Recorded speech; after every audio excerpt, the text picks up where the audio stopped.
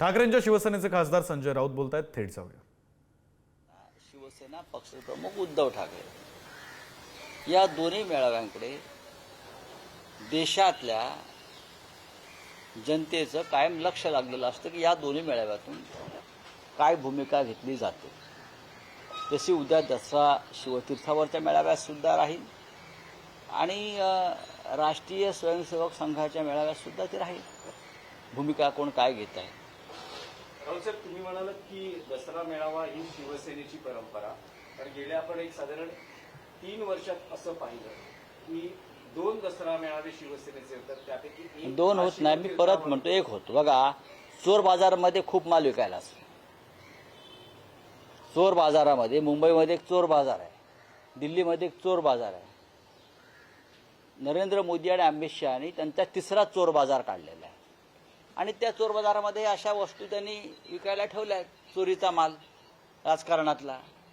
त्यांना आम्ही काय शिवसेना जनता मानत नाही. निवडणूक आयोग सोडला आणि भारतीय जनता पक्ष किंवा अमित शहा नरेंद्र मोदी सोडले तर त्या दुसऱ्या जे लोक आहेत कोणी त्यांना कोणी शिवसेना मानणार नाही. आतून मानावं लागतं ना, मनापासून. तसं कोणी त्यांना शिवसेना मानणार नाही.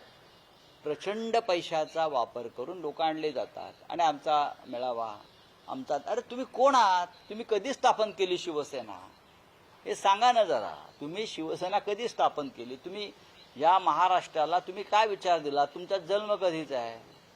बाळासाहेब ठाकरेंनी शिवसेना स्थापन केली तेव्हा तुमचं वय काय होतं? तुम्ही कुठल्या गोधडीमध्ये मुतत होतात? रांगत होता. तर रांगणारा माणूस गोधडीत मुततो. हा अनपार्लमेंटरी शब्द नाही आहे. लहान मुलं मुततात गोधडीमध्ये. ही लहान मुलं होती तेव्हा, करेक्ट. त्याच्यामुळे जर कोणाला वाटत असेल की आम्ही शिवसेनेची स्थापना केली तर ते तुम्ही जन्माचे दाखले घेऊन या. आणि तुम्ही सुद्धा प्रश्न विचारता आम्हाला. RSS राष्ट्रीय स्वयंसेवक संघ मूळ आणि त्यानंतर इथे आम्ही माननीय उद्धव ठाकरे यांची शिवसेना म्हणजे बाळासाहेबांची शिवसेना हे 2 मेळावे सोडले तर बाकीचे मेळावे होत असतात, ते होत राहतील. केशव उपाध्याय तब्बल 63 कोटी रुपये तुम्ही या मेळाव्यावर खर्च करणार असा आरोप केला. कोण? केशव उपाध्याय. ठीक. राहुल साहेब, तुम्ही शिवसेनेच्या दसरा मेळाव्याची टॅगलाईन जी आहे ती निष्ठावंतांचा मेळावा म्हणून शिवसेना उद्धव बाळासाहेब ठाकरे पक्षाकडून म्हटलं जाते किंवा तसा प्रचार होतो. तर दुसऱ्या बाजूला यंदा शिंदे शिवसेनेच्या पोस्टरवर एकनाथ शिंदे ही भगव्या शालीत दाखवली गेली. अहो, ते स्वतःला बाळासाहेब ठाकरे समजायला लागले आहेत ना. सकाळी ते उठतात तेव्हा ते बाळासाहेब ठाकरे म्हणूनच उठतात. पण बाळासाहेब ठाकरे सामान्यांचे पुढारी होते, बहुजन समाजाचे, मराठी माणसाचे पुढारी होते. बाळासाहेब ठाकरेंनी, माननीय हिंदू हृदय सम्राटांनी दिल्लीच्या चरणी आपला पक्ष, आपल्या भूमिका कधी अर्पण नव्हत्या केल्या. बाळासाहेब ठाकरे आदरणीय शिवसेना प्रमुख हे निर्णय कोणते घ्यावे आणि निकाल कोणते घ्यावे यासाठी अमित शहा, कोणते आपले प्रधानमंत्री नरेंद्र मोदी वगैरे यांच्या दारात जाऊन उभे राहत नव्हते. हे जे आहेत ही नरेंद्र मोदीची उपकंपनी आहे, बेनामी कंपनी. शिंद्यांचा जो पक्ष आहे, काय म्हणता पक्ष म्हणतात, मी त्याला पक्ष मानत नाही. ते पावसाळ्यात जसे गांडूळ निर्माण होतात आणि पावसाळा संपल्यावर नष्ट होतात, तसे हे अमित शहा आणि नरेंद्र मोदी राजकारणातून जातील तेव्हा हे सगळे गांडूळ पावसाळ्यातल्या गांडुळांप्रमाणे नष्ट होतात. त्याच्यामुळे त्यांना तोपर्यंत जेवढे दसरा किंवा गुढीपाडवे येतात ते त्यांना साजरे करू द्या. ही या देशाच्या राजकारणातली तात्पुरती व्यवस्था नरेंद्र मोदी अमित शहाने केलेली आहे. जोपर्यंत एकनाथ शिंदे दिल्लीच्या चरणी थैला अर्पण करतायत तोपर्यंत त्यांचा पक्ष राहील. नाही, पण त्यांचा नेहमी दावा असतो. त्यांच्या दाव्याला कोण विचारते? कोण आहेत? बाळासाहेबांचे विचार मानणारे, कसला विचारांवर चालणारे. अहो, त्यांचा दावा म्हणजे काय असतो? दावा शब्दाचा अर्थ तुम्हाला माहिती आहे का? दावा म्हणजे काय? कोणता विचार ह्या माणसांकडे आहे, या लोकांकडे आहे? बाळासाहेब ठाकरेंचा विचार त्यांना काय माहिती आहे मला सांगा जरा.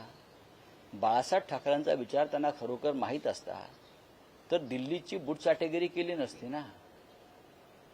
दिल्लीची बूटचाटेगिरी केली नसती.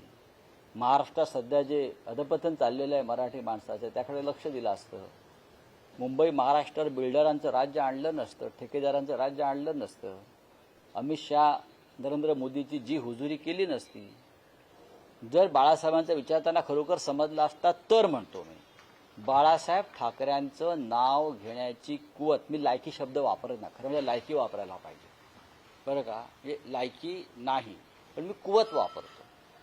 कुवत ही मनाची असते आणि मेंदूची असते.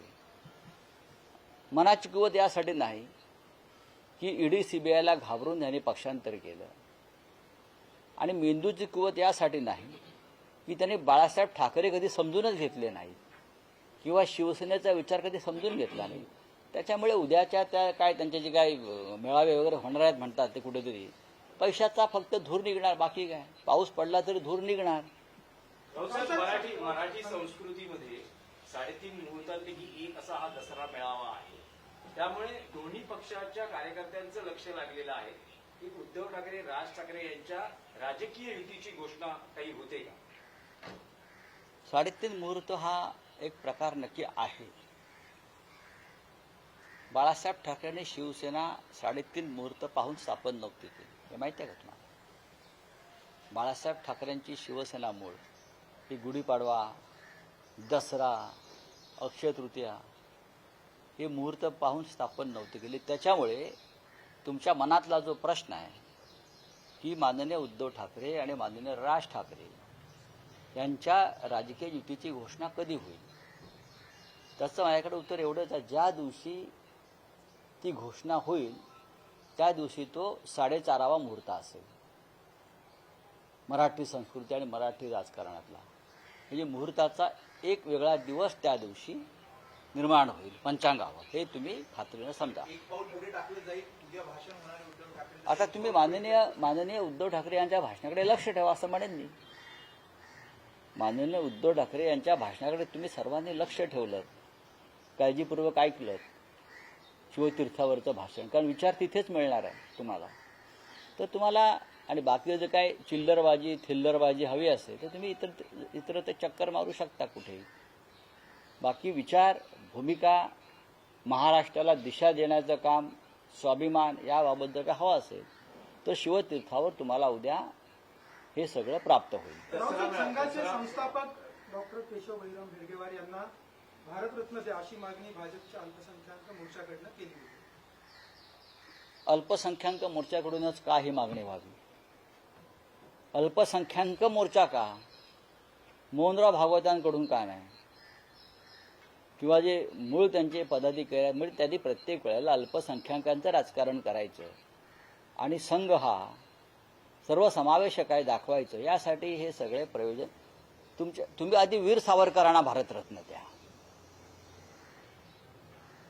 हेगडेवारांना तुम्ही जे काय द्यायचं देणारच आहात, ही तुमची तयारी सुरू आहे, पण सगळ्यात आधी वीर सावरकरांना भारतरत्न देण्यासंदर्भात जी आपली मागणी होती मूळ, त्या मागणीचे काय?